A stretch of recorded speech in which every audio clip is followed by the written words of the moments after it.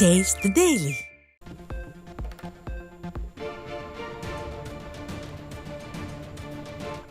தொடர் மழை காரணமாக விழுப்புரம் மாவட்டம் ஆசாக்குளம் பகுதியில் நரிக்குறவர் குடியிருப்பு பகுதிக்குள் மழைநீர் புகுந்ததால் வாழ்வாதாரத்தை இழந்து நரிக்குறவர் இன மக்கள் குழந்தைகளுடன் தவித்து வருகின்றனர். இது குறித்த கூடுதல் விவரங்களை தலைமை செய்தியாளர் ஜெயக்குமார் வழங்க கேட்கலாம். வணக்கம் ஜெயக்குமார், கூடுதல் தகவல்கள். வணக்கம் ஆகாஷ். விழுப்புரம் மாவட்டம் ஆசாக்குளம் பகுதியிலே சேதமடைந்திருக்கக்கூடிய வீடுகளுக்குள்ளாக மழைநீர் புகுந்து மக்கள் தங்களுடைய உடைமைகளை இழந்து உயிரை கையில் பிடித்துக் கொண்டு வாழக்கூடிய நிலையில் நரிக்குறவ இன மக்கள் தள்ளப்பட்டிருக்கிறார்கள். பலமுறை மாவட்ட நிர்வாகத்திடமும் முதலமைச்சரிடமும் சட்டமன்ற உறுப்பினரிடமும் மனு அளித்தும் கூட எந்தவித நடவடிக்கையும் எடுக்கப்படவில்லை என்று கண்ணீரோடு நிற்கிறார்கள் அந்த நரிக்குறவ சமுதாயத்தைச் சேர்ந்த மக்கள். குறிப்பாக வங்கக்கடலிலே உருவாக்கி இருக்கக்கூடிய காற்றழுத்த தாழ்வு பகுதியானது ஆழ்ந்த மண்டலமாக வலுப்பெற்று இருப்பதன் காரணமாக தமிழகத்தினுடைய பல்வேறு மாவட்டங்கள் இன்றைக்கு மழை வெள்ளத்தில் தவிக்கிறது.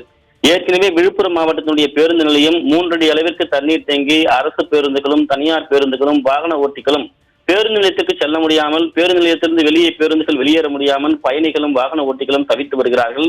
இந்த நிலையிலே தற்போது விழுப்புரம் மாவட்டத்தில் இருக்கக்கூடிய ஆசாக்குளம் பகுதியிலே ஏராளமான நரிக்குறவ சமுதாயத்தைச் சேர்ந்த மக்கள் வசித்து வருகிறார்கள்.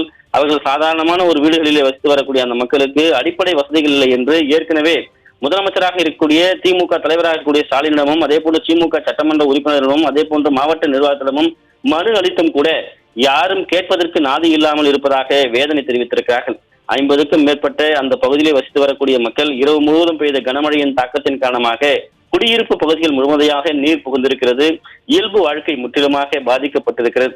அன்றாட வாழ்க்கைக்காக வைத்திருக்கக்கூடிய பொருட்கள் அனைத்தும் மழை வெள்ளத்தில் பறிகொடுத்து விட்டு உண்ண உணவின்றி கட்ட துணியின்றி அந்த மக்கள் குழந்தைகளோடும் குடும்பத்தோடும் நிர்கதியாக நிற்கக்கூடிய அவலத்தை பார்க்கிற போது கல்நெஞ்சையும் கரைய வைக்கக்கூடிய சம்பவமாக காட்சியளிக்கிறது.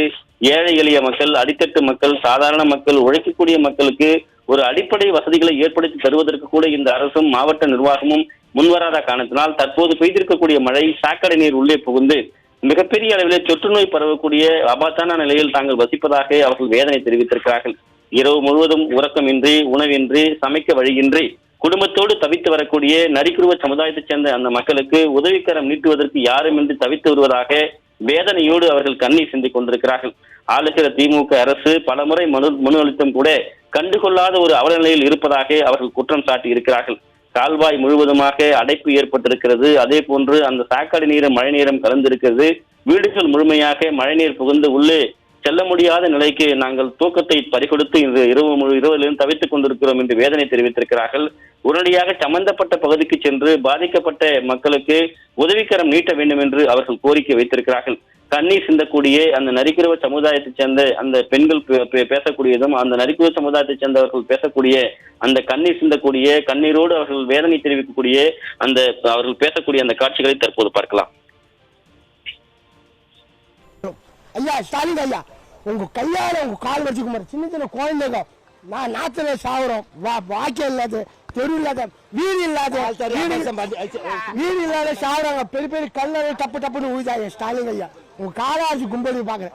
இந்த மழை காலத்தில் எங்கள் பிள்ளைங்க சின்ன சின்ன பிள்ளைங்க வாங்கிட்டு தெருவில் நிற்கிறது, மலையில் நிற்கிறது, எங்களுக்கு சாப்பாடாக்கி திங்க முடியல, எதுவும் பார்க்க முடியல. இந்த கலெக்டரே வர்றாங்க, மந்திரி வர்றாங்க, ஏதோ நடவடிக்கை இறக்க மாட்டே இருக்கிறாங்க.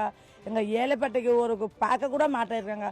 பசங்க வந்து இப்போ இந்த மாதிரி நிலைமத்தில் இருந்தா பசங்க எப்படி போவாங்க? சரி, பசங்க இருக்கட்டும் சார், ட்ரெஸ் இந்த போட்டு ஸ்கூலுக்கு விடுவாங்க. அதுக்கு முன்னாடி எப்படி சார் விடுவாங்க? எங்கள் நிலைமை ரொம்ப அநியாயத்துக்கு போயினே இருக்கு சார். ரொம்ப பாவமாக போயிட்டு இருக்கிறேன். ஒரு பஸ் ஸ்டாண்டில் போய் இருந்தாலும் பஸ் ஸ்டாண்ட் போலீஸ்காரங்க விட்டு அனுப்புறாங்க. இங்கே இருந்தாலும் நைட்டு ஃபுல்லாக தூக்கம் இருந்தால் தானே சார் பசங்க போய் படிப்பாங்க. நைட்டு ஃபுல்லாக பசங்க அப்படியே முழிச்சுன்னு கிடந்தப்போ பள்ளிக்கூடத்தில் போய் படிச்சுன்னு கிடக்குறாங்க. அப்படியே இருந்தாலும் படிப்பு சார் எப்படி ஏறும்? நீங்கள் பண்ணது ரொம்ப அநியாயம் சார். எங்களுக்கு ஒரு மாற்றமாவது கொண்டு வாங்க சார்.